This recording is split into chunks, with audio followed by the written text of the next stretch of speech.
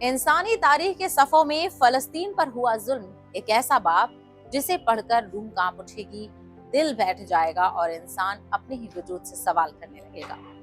21वीं सदी में जब दुनिया तरक्की और तहजीब के दावों से भरी पड़ी है, उसी दौर में फलस्तीन की सरजमीन पर इंसानियत का ऐसा मातम बिछा जिसे आने वाली नस्लें भी शायद कभी भूल ना सके।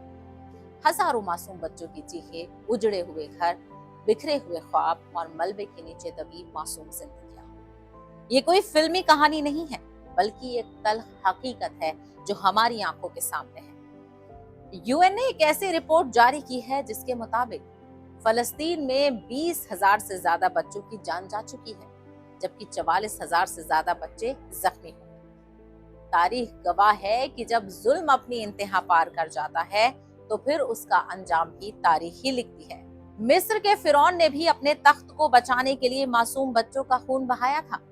आज जब फलस्तीन के मलबों से बच्चों की लाशें निकल रही हैं, तो दुनिया एक बार फिर खुद से सवाल पूछ रही है, क्या इंसानियत फिर एक नए फिरौन के दौर की गवाह बन रही है?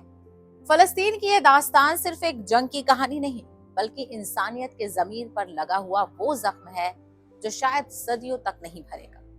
इसी तरह की और इंफॉर्मेटिव वीडियोस के लिए सलाम टीवी के यूट्यूब, फेसबुक, इंस्टाग्राम पेजेस को लाइक, सब्सक्राइब जरूर करें।